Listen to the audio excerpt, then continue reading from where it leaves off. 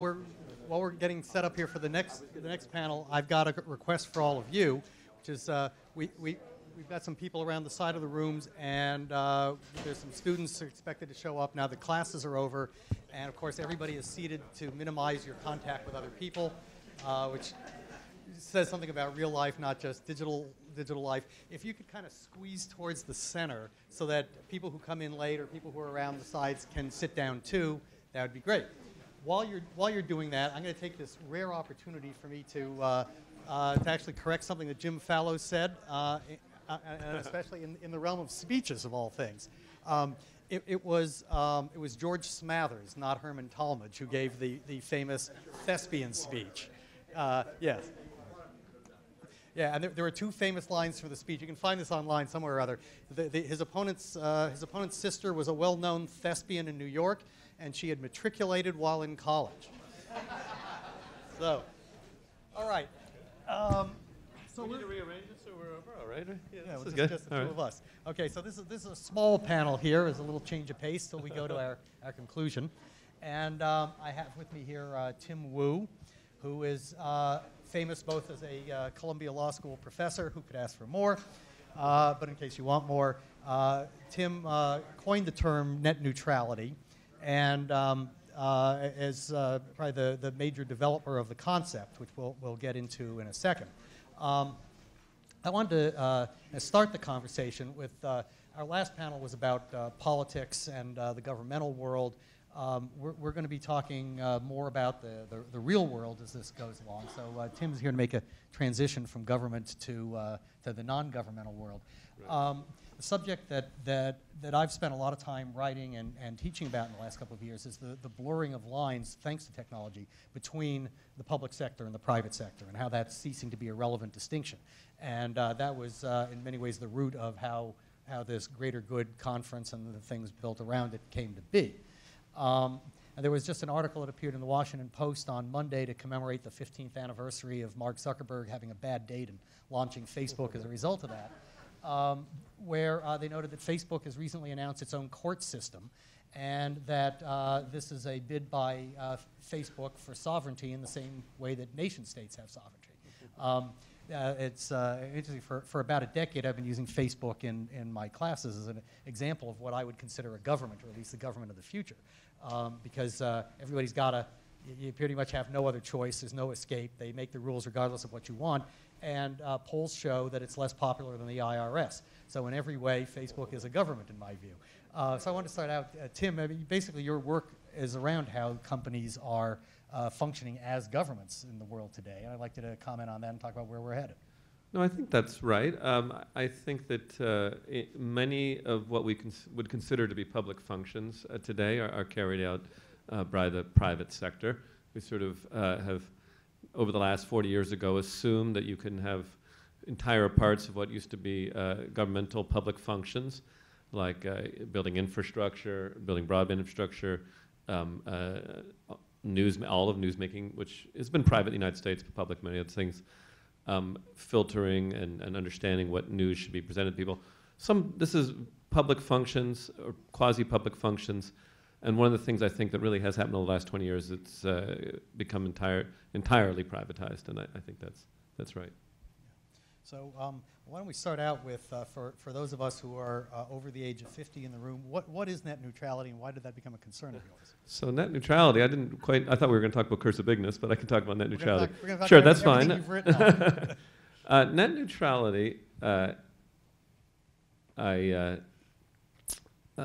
came about when I was working in Silicon Valley. So I worked in Silicon Valley myself in the 90s and early 2000s.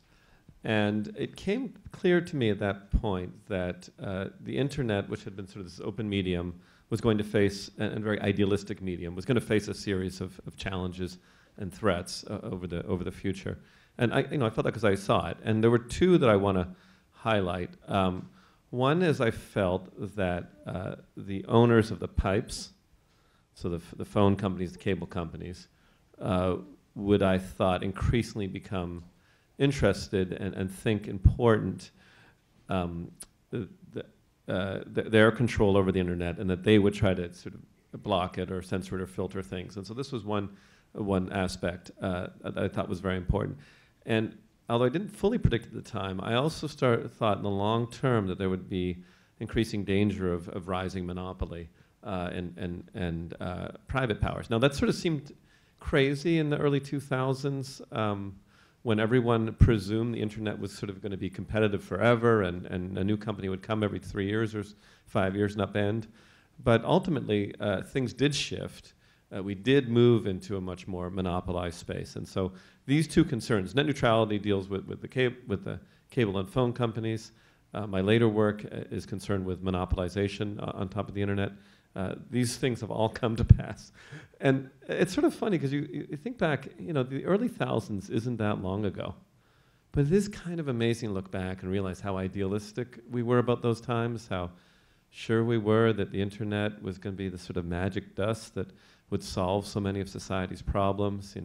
We would finally have an open democracy. Finally, the news would be in the hands of the people. Everything would be fine. And I feel like the last couple of years, it's like we've woken up from a party with a terrible hangover and been like, what happened?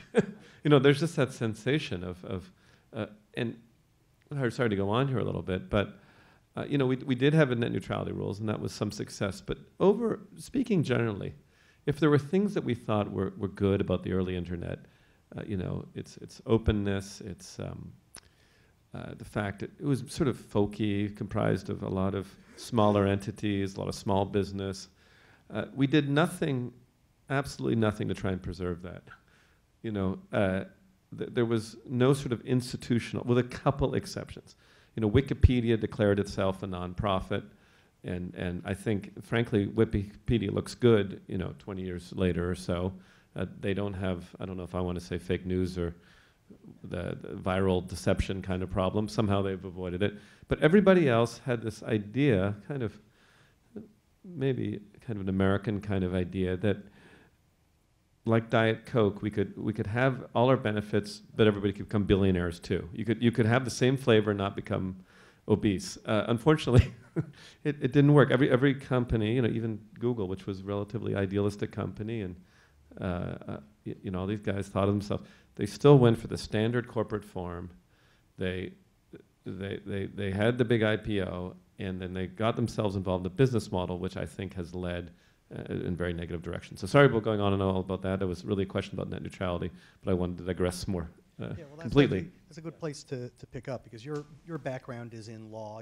You're on a law faculty. You've spent most of your career as a lawyer, but also in the technology field. Lawrence Lessig has written about code as law. And there are obviously a lot of similarities. So from the perspective of a legal thinker who's interested in technology, are there ways that law can actually address the problems that you were talking about and somehow restructure what's going on so that you can get back to where we were 6, 10, 15 years ago? Yeah, I think that is the conversation right now, which is to say, I think in the early thousands, if we go back to this founding period of the internet and what was going on, I think we had, and I speak as one of the people who was involved, in Silicon Valley, involved in this kind of faith that everything would take care of itself, and crowd sharing would come up with the right answers, and you didn't need things like journalism ethics anymore because, if there were errors in journalism, bloggers would catch it. We had sort of these mythologies of things that were going to fix things, and so the general tenor was we don't really need law at all. But there's a problem with code or just letting everything be self-regulating, which is you can say what you want about the legal system and law and government, but at least has some accountability, right? There's some, we've as I started beginning, we've delegated everything sort of to private government, and what is really the accountability of any of these companies or these private platforms we've set up? If Facebook, if it's right that Facebook, let's say Facebook decided to become, they felt they really wanted to have an influence over elections. They decided they knew better than people. Is there any real remedy or not, or is it, so that is the debate right now, and it was kind of captured by the last panel where people didn't really know what they want to do. I think we're both afraid of killing the golden goose and messing too far, but then also afraid that we've entered a system where the person on the street feels like they really have no control over so many things in their life, and which I think drives this kind of radicalism in politics in our time. Right. Now, a lot of your work really is about how government can get hold of the tech world and kind of wrestle it to the ground in one sort of fashion or another. Largely, I think kind of traditional regulatory frameworks and antitrust is how you approach it. But what would be the, if Congress would do your bidding, what would you tell them they ought to be doing legislatively? Well, let me reframe that slightly and say that we're going to, and tell you about the kind of problem, the challenge we're going to face over the next 10 years. So we've been in this place before where you start to have private companies which are doing something essentially public. Let's zoom back like 100 years ago. The telephone company, AT&T, had risen to be a monopoly and were running this thing that in most countries was public. Some countries nationalized their phone companies. The United States took a different approach, which was a regulated monopoly. So I think we're going to face the following with all these platforms. Railroads, the same situation. Railroads, same situation. Same with radio, a lot of other situations. So I think there's no question that we're going to face the following question in the next 10 years. So we have a series of incredibly powerful platforms with great influence over the country. Amazon, Facebook, Google, and so forth, that control, have an enormous effect on what people see, what people buy, what people do. And there is historically two fundamental ways to deal with that if government's going to be involved. Actually, there's three. One is government nationalizes and owns all of them. Seems unlikely at this point. But you never know. I mean, it happened in the 20th century. People in the 20th century also thought, what's crazy, government owning, but you know, that was across Western Europe, across the Soviet Union and so forth, that was a major model. But it's not in fashion at this point. The other two that are in fashion is you have some model of a regulated monopoly. So you say, okay, we accept that Amazon or we accept that Facebook is going to be a monopolist, but we're going to prescribe the rules by which they operate. Right? And that was the AT&T story. A lot of European countries have taken this route over time. The last option, which is one I happen to believe in, is the antitrust route or the competition-driven route, which suggests you break the monopoly using government power. So let's talk about Facebook, because this is where I've done the most research and am making the most efforts. You would bring the lawsuit that says that Facebook has a monopoly, that monopolization is illegal in the United States, and break the company into three pieces, minimally, at least the starting point. And that's a different idea. It's an idea of trying to sort of tame these companies, decentralize them, sort of shake things out and create some opportunities for smaller business. I think people in this room and across this country will disagree over what of these three models is the best. I guess I should say there's four, because the other, you just let things go and have a totally laissez-faire approach and hope for the best. And I don't know which, but I think those are the choices facing this country. I was thinking when you were talking that the first time I really thought about that subject and the three models you were laying out was when I was at the Kennedy School. I took a class over at Harvard Law School with a little-known law professor who just written a book called Regulation, and went through very detailed explorations of that. It was this guy named Stephen Breyer, who I know you have some knowledge of. Yeah, Justice Breyer was my boss on the Supreme Court. America has kind of flirted with all these models at different times in different ways.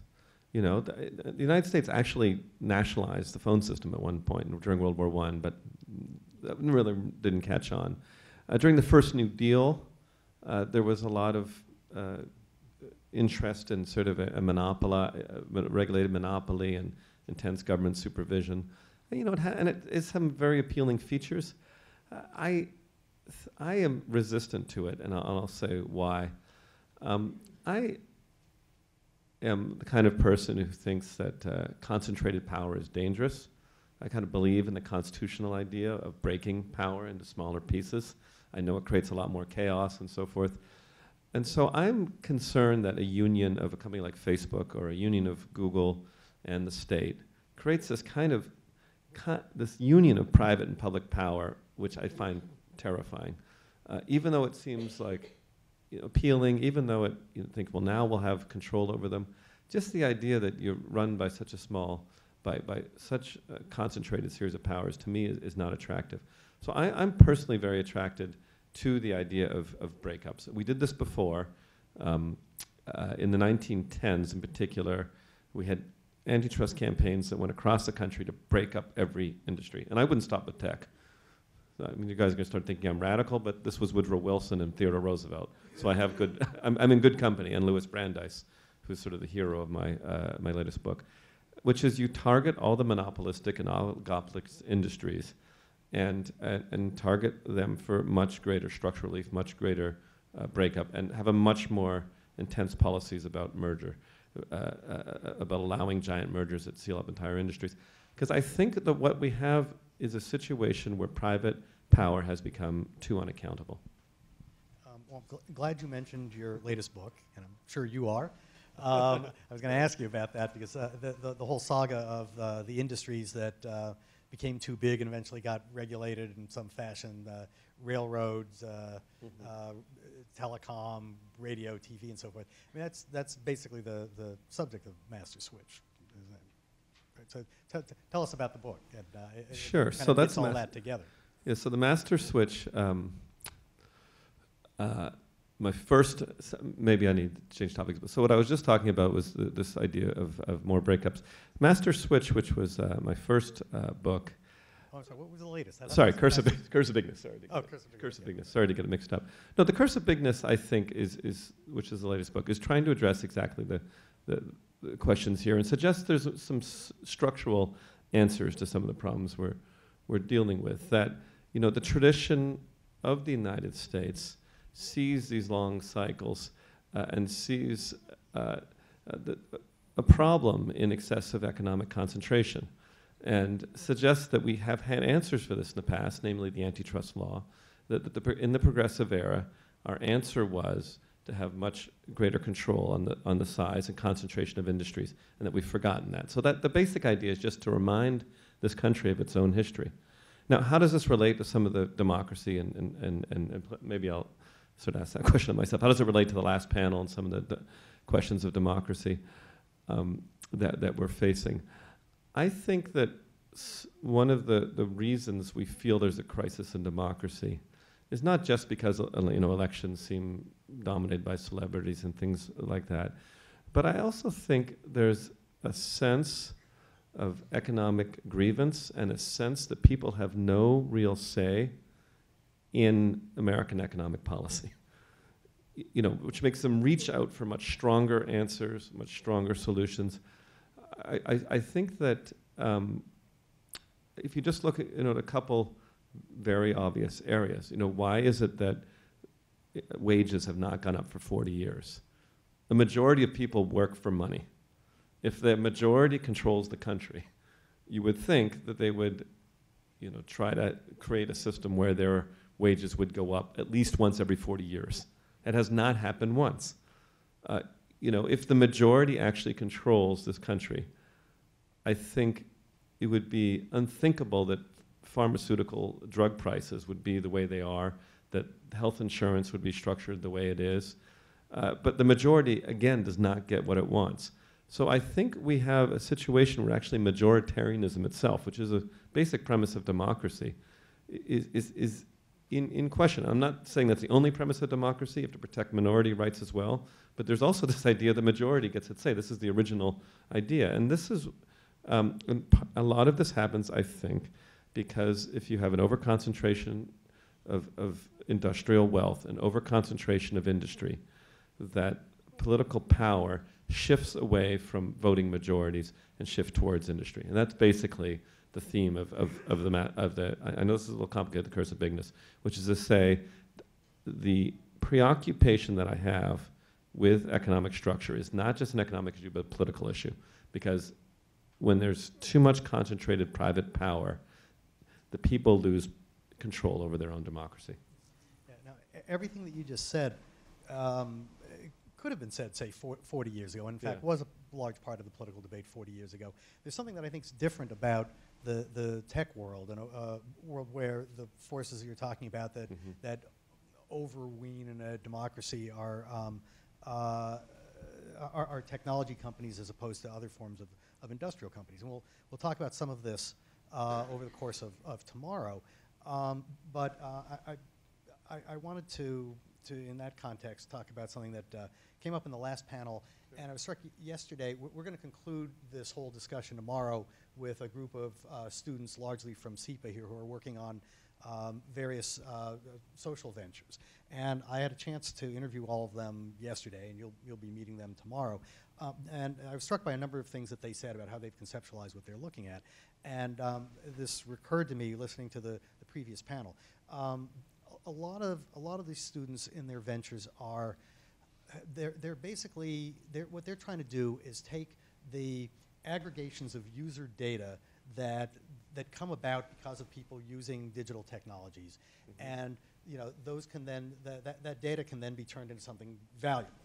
And what they want to turn it into something valuable for is to help the people whose data it is use that in a way that drives something they can get from the companies. In particular, I'll give you an example, and there was an article in the Post on something similar last week, but the idea of people who are in Grameen Bank sort of situations, micro lending, less developed countries, where once they participate in some kind of process like this, once you put it online, once you digitize it, you have this collection that shows that people in non-traditional ways have a history of paying back their loans. You can then take that data and go to large financial institutions and say, okay, you didn't see this stuff before, but now we've got the data to show this is a really reliable person.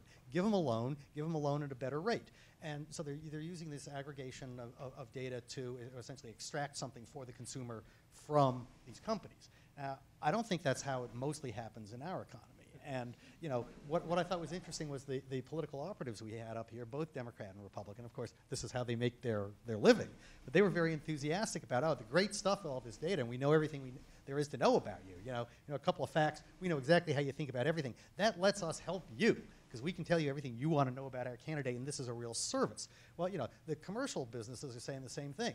Now we're able to sell you stuff that you didn't know you wanted, but now you know you want because we're able to tell you that. Well, that doesn't strike me as exactly what these students are talking about. It strikes me as the opposite of it. How manipulative is this? How scared do we need to be about that? And the real issue is this choice, even if we had a perfectly functioning democracy, unlike what you just described, right, is choice that's a necessary element of that democracy disappearing in this new technological world? Is it being manipulated in a drug sort of fashion?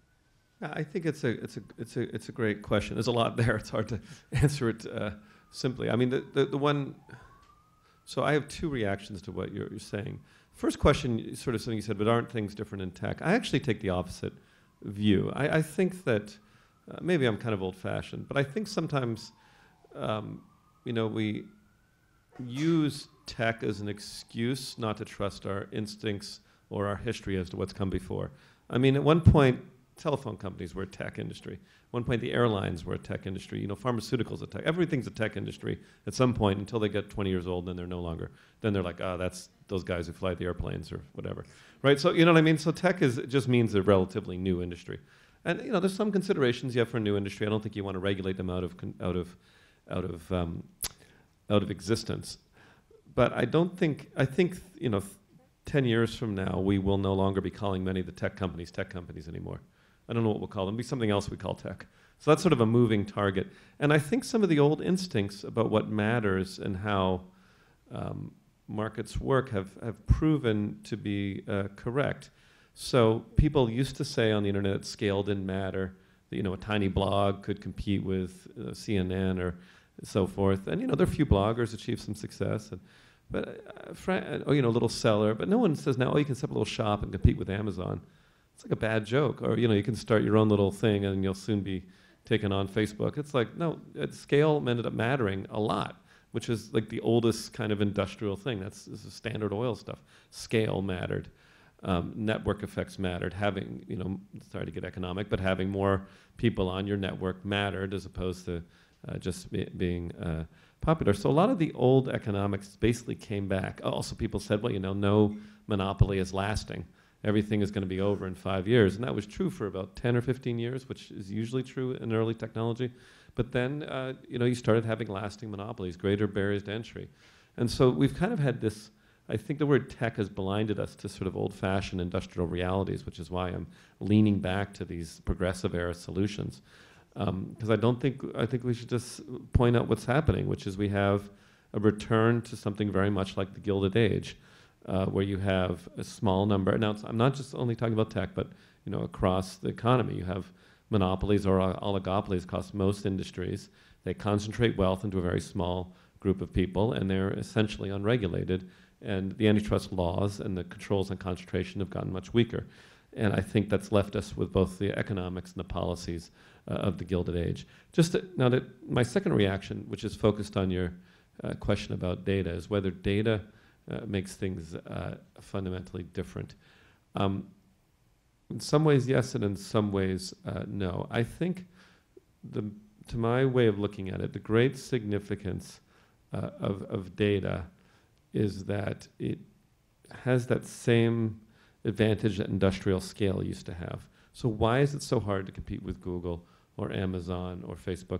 It's because they start with such a massive advantage in data and also user base that trying to come up with a product that's as good as theirs is extremely difficult without access to that amount of data, right? So it's sort of the substrate or the net, and I think that's how we should look at the problem. So I'm sure this, I don't know how to put this without, but the students that you're talking about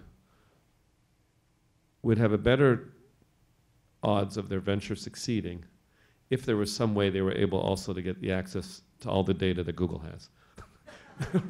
Now, on the other hand, do we want anybody else to be able to do that? That's the hard privacy question. But without that, the honest answer for most venture capitalists, and maybe it's a nonprofit, is that you're going nowhere without data. And so the problem, the way I think about data is that is a self-reinforcing entrenchment of the most powerful companies, and will continue to do so to be that thing, which is one of the reasons I believe very profoundly we need to take structural solutions. Yeah, I mean, to me, the real fact about the information economy, and I think this has now dawned on everybody in the last year because of everything around Facebook, and it's not just the hacking stuff, but the data privacy, what it all adds up to, is that you started comparing it to basically being the same as an old industrial industry. I mean, really, the information technology industry is an extractive industry, and what they're mining is you. So you're not only the mine workers, you're the coal as well, and the danger of that long term is very, very serious. Well, it tees up a question. I'm good at asking what questions America and debating for the next 10 years. But this is the other one. So I said one is this old question of, we break stuff up, do we regulate it? Related to this is, what ultimately do Americans think about privacy? This is something I find really subject of anecdotes. Some people be like, Americans don't care about privacy, it's the land of the free, and people walk around naked, and that's great. But America, I don't think that's true either. Some Americans be incredibly private. It's not left wing, right wing kind of thing. But then Americans I do think it's an older, younger kind of thing. I think the younger generation has a very different view of privacy, in part because they've grown up with not having it. But we have one Estonian here who I particularly wanted to have come over and visit us. We'll be talking tomorrow. When I was over in Estonia a couple of years ago, I was very struck by, they all talk about how, all of your data is available to the government. But it's a wonderful thing, because nobody would ever violate your privacy because of the, thanks to blockchain, which we all know is perfect in the future. And plus, it was this kind of attitude that struck me as, if you said this in America, it would sound crazy. Except that people in their 20s, I think, actually think like this. That, it's right. Basically because it's mutually assured destruction. We all have all of our data out there, so nobody's going to rat on you, because then their life will be ruined too. Except that it turns out there are people who are just willing to, blow up the whole ship and take themselves down with it. Yeah, well, I don't have any conclusive, but this is my suspicion. My suspicion is that Americans do care about privacy, that if you ask them, and, would you favor a reasonable privacy law, they'd say yes. But I fear this is one of the areas where, yet again, the majority does not get what it wants. That, this is my version of politics is broken. I'm less concerned with, I don't like how elections are done either, but I'm particularly concerned with these issues, and there's a lot of them, where, if you polled Americans, you asked Americans, would you like a reasonable, more privacy protections, or do you like, the way things are now, where, you have no remedy. For example, let's talk about Google, something Europeans and Americans differ on.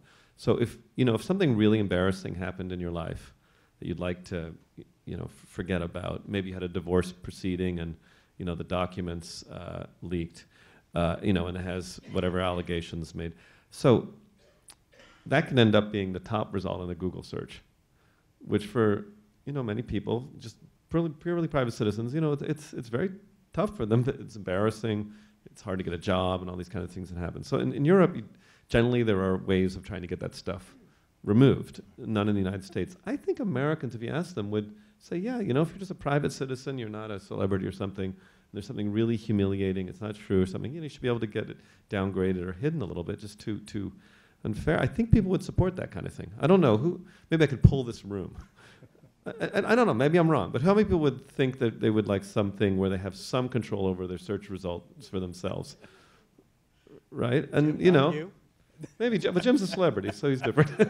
and he's also a journalist, and journalists sometimes have the opposite instinct, which is, we need to be able to get stuff on people. I'm not saying unfindable.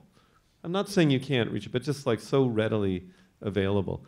I think most people kind of think that, but once again, I think the majority can't get their way. I've been in policy debates and around privacy in Washington, and I think it's completely unrepresentative of what people feel and think. So this is, to me, like the main problem with democracy. I keep coming back to it, but things that a majority of people want have no chance of going anywhere, and I link it to the basic problem of capture. Well, Tim Wu, thank you for joining us. We're going to bring our next panel up here, and let's give Tim a... Thanks for the opportunity. All right, all right, Tracy and the others who are up next, come on up.